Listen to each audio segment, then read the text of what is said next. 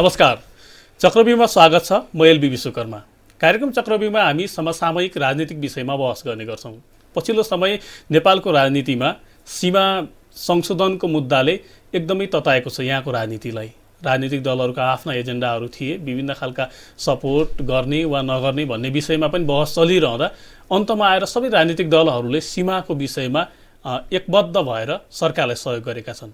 यही बीचमा राजनीतिक एकीकरणको कुरा पनि छ। जनता समाजवादी पार्टी एकीकरण बनेर अहिले देशको तेस्रो ठुलो पार्टी बनेको छ। उहाँहरू एकीकरणको चरणमा हुनुहुन्छ। यो एकीकरण कसरी हुँदैछ, यसको लक्ष्य के हो, कसरी अगाडि बढ्छ अबका दिनहरूमा भन्ने विषयमा हामीसँग बहस गर्नका लागि जनता समाजवादी पार्टीका नेता गङ्गा श्रेष्ठ स्टुडियोमा हुनुहुन्छ। स्वागत छ यहाँलाई कार्यक्रममा। धन्यवाद। पार्टी एकीकरण गर्नुभयो, तर तपाईँको पार्टी एकीकरण एकाएक मध्यरातमा भयो। यसरी पनि तपाईँलाई आरोप लाग्ने गर्छ कि समाजवादी पार्टी आफै बनेको होइन, अरू कसैले बनाइदिएको हो भन्ने लाग्छ नि, आरोप लाग्छ नि। के छ तपाईँको धारणा यसमा? अब समयको हिसाबलाई हामीले कुनै अर्थमा अर्थ्याउन खोज्यौँ भनेदेखि हजुर मलाई लाग्छ कोत पर्वदेखि लिएर हजुर यताको तपाईँले इतिहास हेर्नुभयो भने प्राय धेरै निर्णयहरू करिब करिब यस्तै मध्यराततिर हुने गरेको छ क्या। यो सिस्टम बस्यो भन्नु खोज्छ होइन?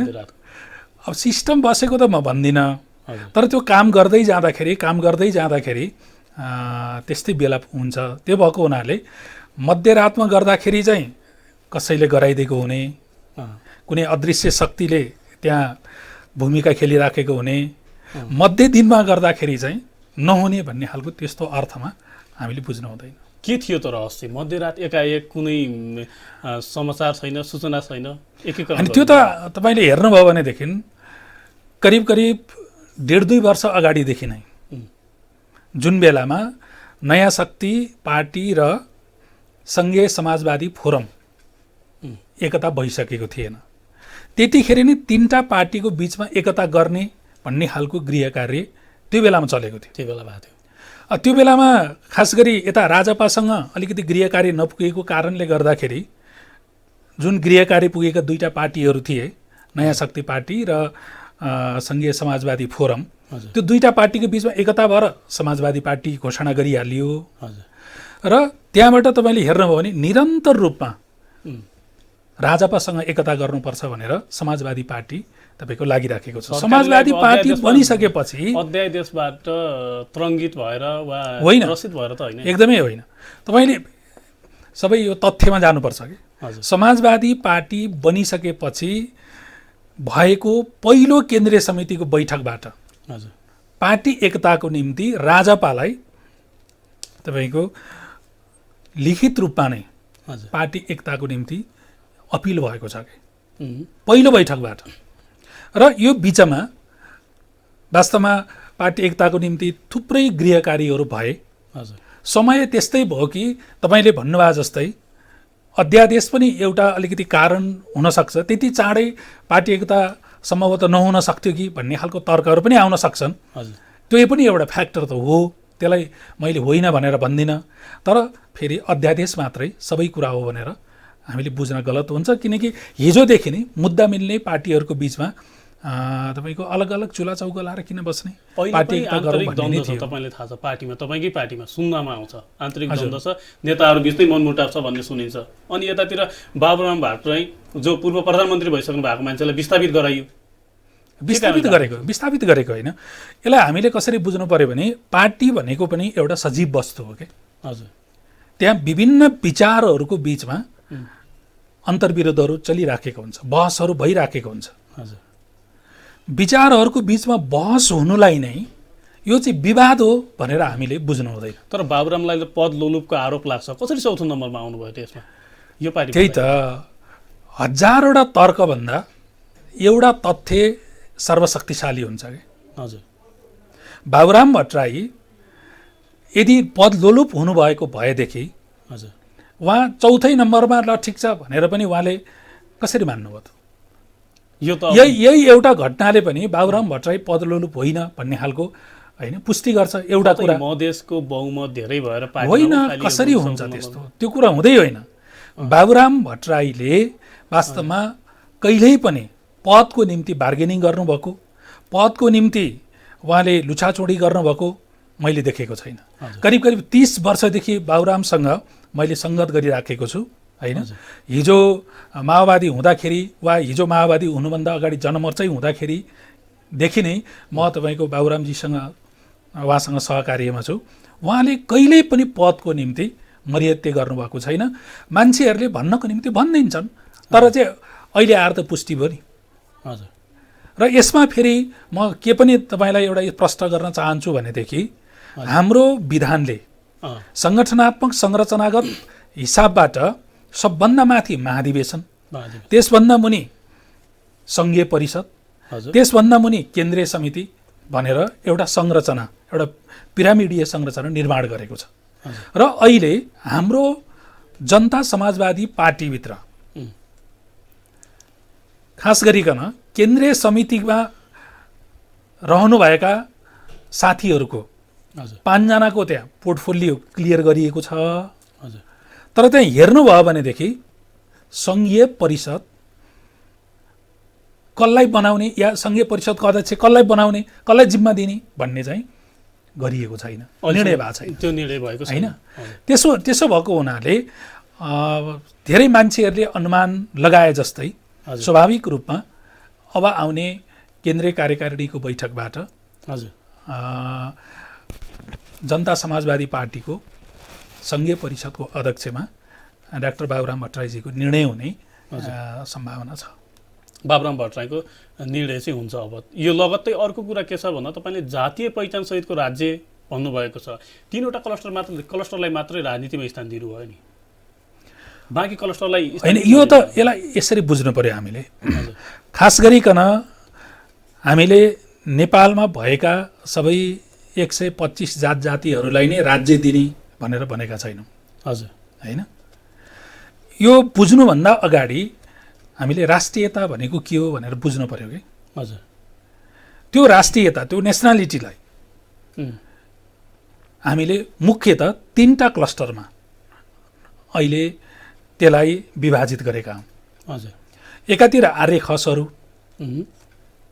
अर्कोतिर आदिवासी जनजातिहरू, हजुर, र अर्कोतिर मधेसी थारूहरू भनेर भनेका छौँ। भने मोटामोटी रूपमा यी 3टा क्लस्टरमा बाँड्दाखेरि 3टा क्लस्टरका त्यो ग्राफमा हेर्दा है, हजुर, पपुलेसन चाहिँ तपाईँको उस्तै पर्न जान्छ। दलित भन्ने पनि उपेक्षा गरिएको एउटा होइन, त्यसलाई उपेक्षा गरेको भनेकै होइन। त्यसलाई हामीले अलग्गै क्लस्टर भनेर अहिले उल्लेख गरेका छैनौँ होइन। तर दलित चाहिँ नेपालमा करिब 14% भन्दा बढीको सङ्ख्यामा जो छ, उसलाई हामीले उपेक्षित गरेर, उसलाई हामीले पर्दा पछाडि राखेर तपाईँको पोलिटिक्स गर्ने भन्ने कुरा त्यो सम्भव हुँदैन।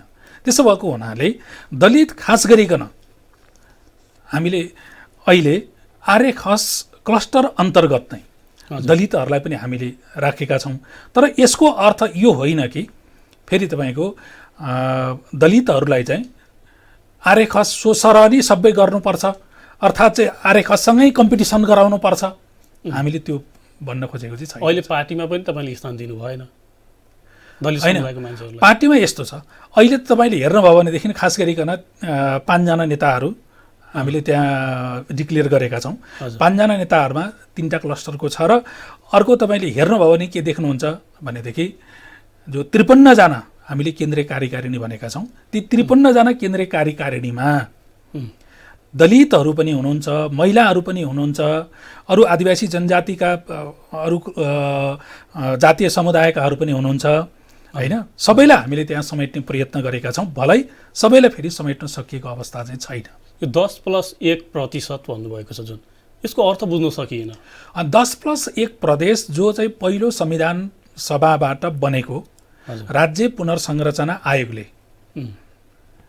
उसले नेपालको भूगोल, नेपालको समाज, नेपालको संस्कृति, यहाँको तपाईँको सबै कुरालाई मध्यनजर गरेर अध्ययन गरेर निकालेको एउटा राज्य पुनर्संरचनाको रिपोर्ट हो त्यो। त्यो रिपोर्ट सही छ भन्ने हाम्रो पार्टीको ठम्याइ छ। खास गरिकन भौगोलिक रूपमा 10वटा प्रदेश त्यो 10वटा प्रदेशका आधार के हुन् त भन्दाखेरि 1% भन्दा बढी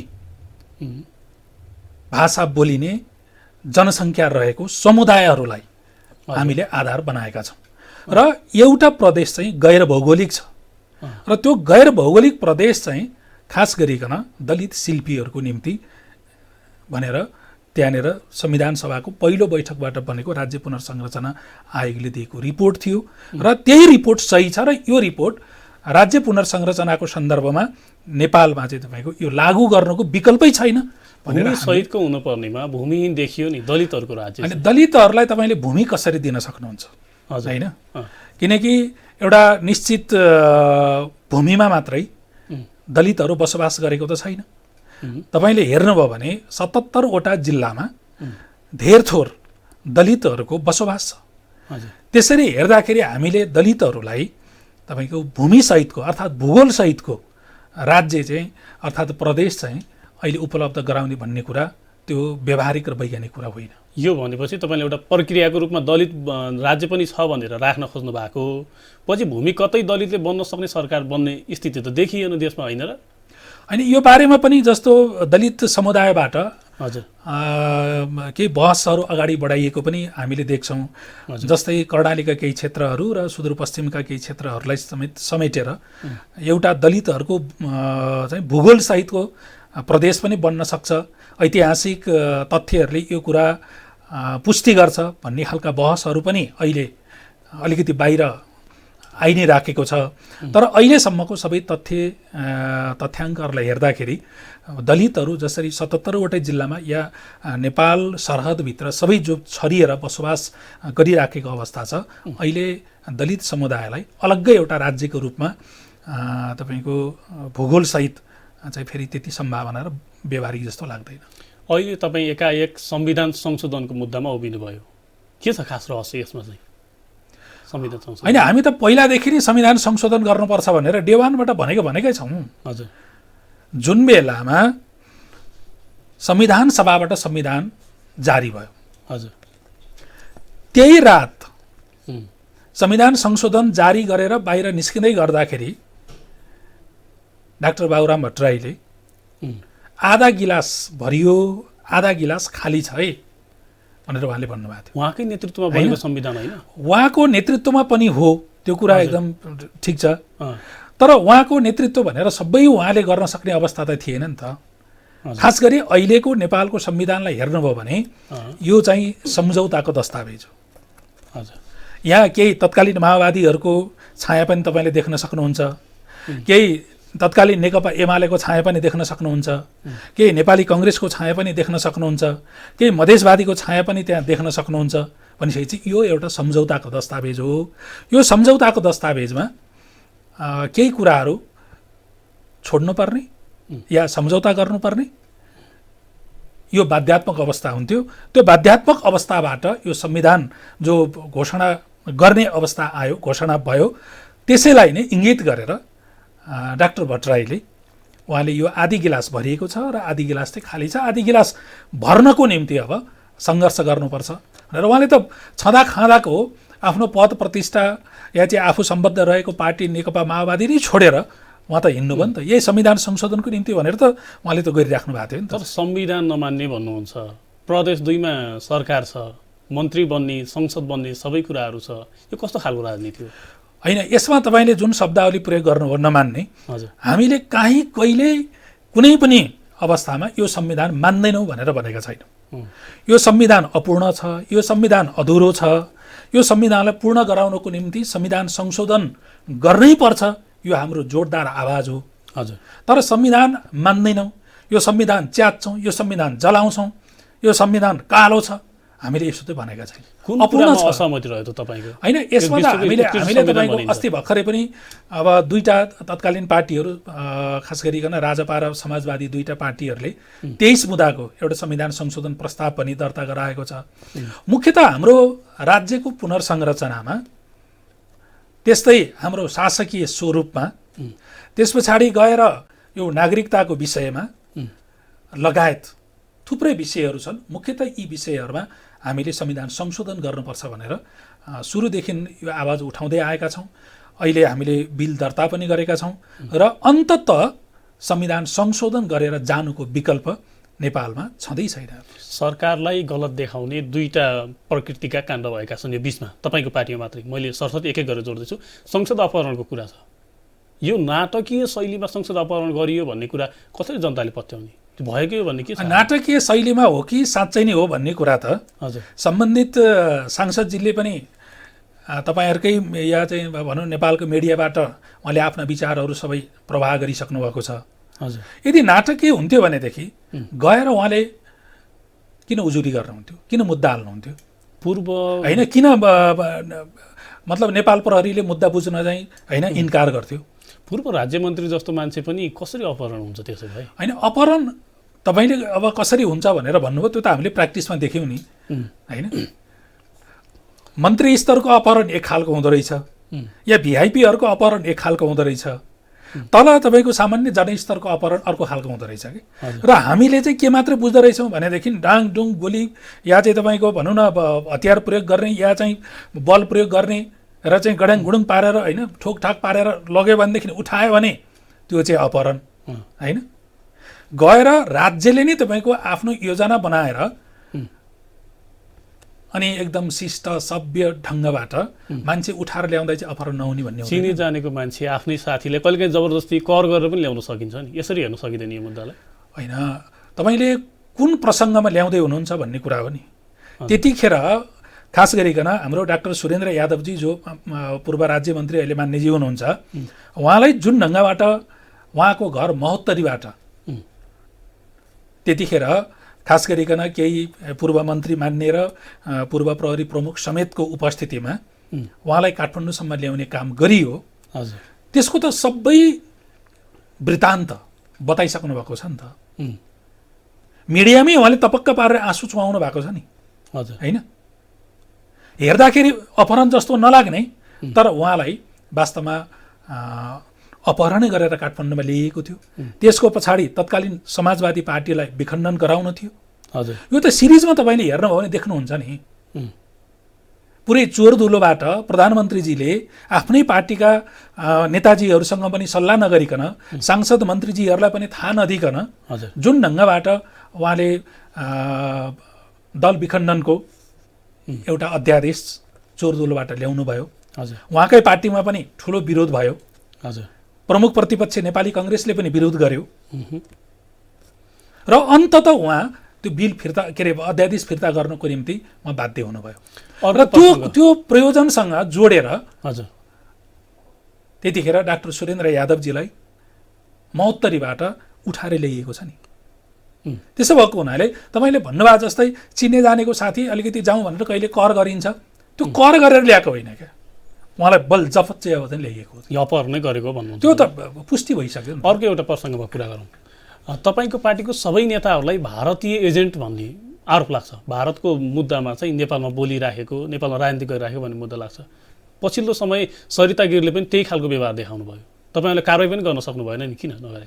अनि सरिता गिरीजीको विषयमा जो तपाईँले कारवाही गर्नु अहिलेसम्म पार्टीले सकेन भनेर भन्नुभयो, म के कुरा प्रश्न गर्न चाहन्छु भनेदेखि नेपालको संसदीय दल सम्बन्धी बनेको ऐनमा सम्बन्धित दलले आफ्ना सांसद सदस्यहरूलाई व्हिप जारी गरिसकेपछि त्यो व्हिपको विरुद्धमा जो सांसद ऊ बन्छ या जान्छ ऊ स्वतः तपाईँको निलम्बित हुन्छ।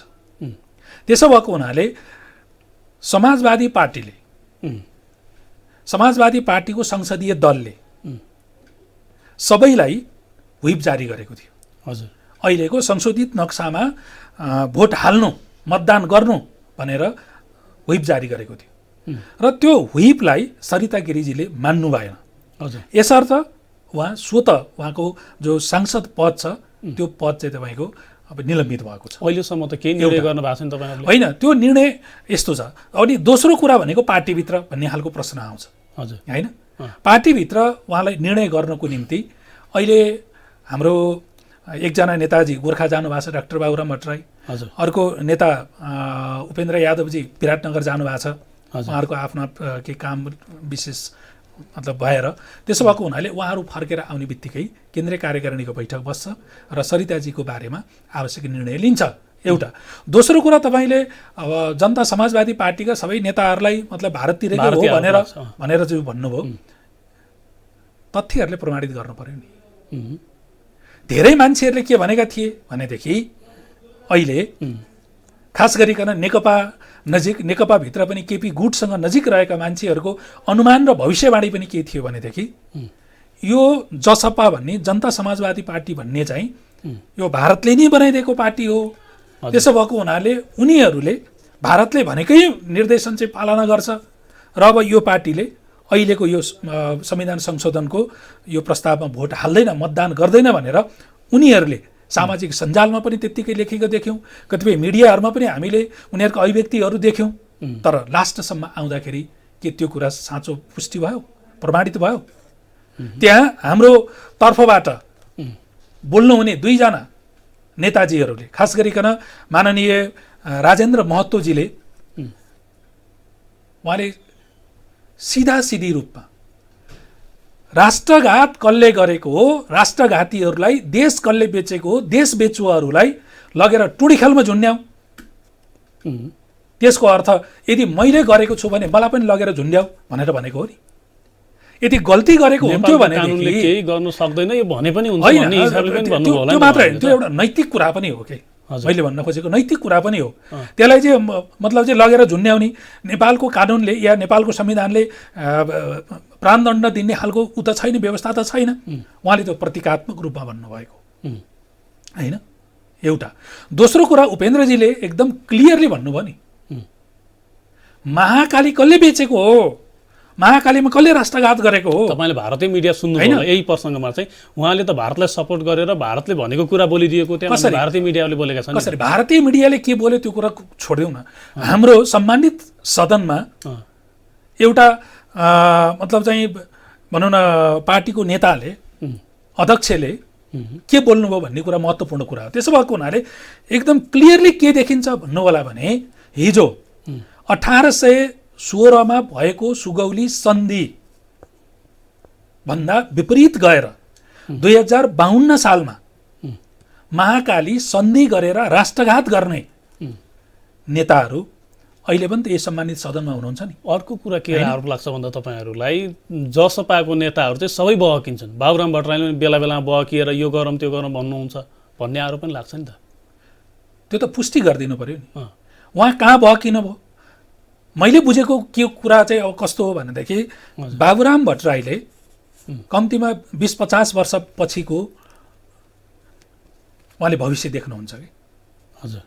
त्यसो भएको हुनाले उहाँले त्यो कुरा अगाडि नै भनिदिनुहुन्छ। अब यस्तो हुन सक्दछ है, यो खतरा आउन सक्छ या तपाईँको यो चाहिँ राम्रो हुन सक्छ भनेर उहाँले भन्नुहुन्छ। त्यो कुरालाई तात्कालिक समाजको चेतनाले तपाईँको बुझ्दैन। नबुझ्दाखेरि उहाँलाई के आरोप लाग्छ भने यो बहकिन्छ, यो के गर्छ भनेर भन्छ। तपाईँले हिस्ट्री हेर्नुहोस् न, हिस्ट्री हेर्दाखेरि हिजो माओवादी पार्टीभित्र जनयुद्ध लडिरहँदाखेरि बाबुराम भट्टराईजीले के भन्नुभएको थियो, अब संविधान सभाको एजेन्डा लिएर अगाडि जाउँ, हजुर, राजतन्त्रको समूल अन्त्य गर्नको निम्ति अब संसदवादीहरूसँग हामीले सहकार्य गरौँ र हामी सिधै अब यो दीर्घकालीन जनयुद्धको बाटो भन्दा पनि हामीले सङ्घीय लोकतान्त्रिक गणतन्त्रको बाटोबाट अब शक्ति सञ्चय गर्दै अगाडि बढौँ भनेर भनियो। उहाँलाई भारतको एजेन्ट भनेर पार्टीभित्रै आरोपित गरियो, भारतीय विस्तारवादको दलाल भनेर उहाँलाई आरोपित गरियो। अन्ततः 6 महिना नबित्दाखेरि नै चुनमाङमा भएको जो सबै नेपालीहरूले जान्दछ माओवादीको त्यो बैठकलाई कि बाबुराम भट्टराईजीले भन्नुभएकै लोकतान्त्रिक गणतन्त्रको एउटा बाटोमा तत्कालीन माओवादी पार्टी पुग्यो र त्यसले संसदवादीहरूसँग सहकार्य गर्यो र संसदवादीसँग सहकार्य गरेर राजावादीको विरुद्धमा जब संसदवादी शक्ति र तत्कालीन एउटा क्रान्तिकारी युद्ध गरिराखेको माओवादी शक्ति एक ठाउँमा आइसकेपछि यो देशमा गणतन्त्र सम्भव भएको हो नि। मधेसमा अङ्गिरा पासी अनि शम्भु सदा दुईजनालाई मारेको छ। शम्भु सदालाई चाहिँ प्रहरी हिरासतमै झुन्ड्याएर मारिएको छ। अहिलेसम्म मौन हुनुहुन्छ, बोल्नु भएको छैन नि किन? होइन, हामीले तपाईँको जस्तो अहिले दुईजनाको कुरा गर्नुभयो, रुकुम पश्चिममा भएको चौरजारीको सोतीमा भएको घटनामा अहिले हाम्रा साथीहरू हाम्रो पार्टी आन्दोलित भइराखेको छ।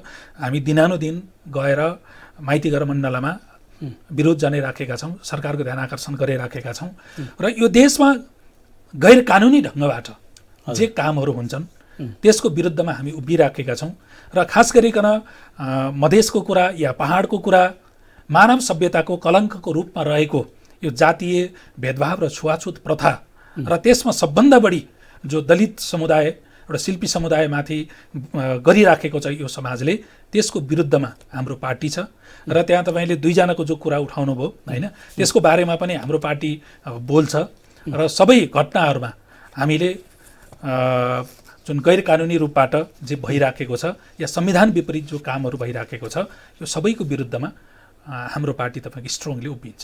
कार्यक्रममा आइदिनु भयो, यहाँलाई धेरै धेरै धन्यवाद। हस्, यहाँलाई पनि म र मेरो पार्टीको विचार राख्ने जो अवसर दिनुभयो त्यसको लागि धन्यवाद। हामी भोलिका दिनहरूमा पनि वर्तमान राजनीतिक यहाँको समसामयिक स्थितिबारे बहस गर्नलाई फेरि उपस्थित हुने भाषासहित म प्रस्तुत एलबी विश्वकर्मा बिदा चाहन्छु। नमस्कार।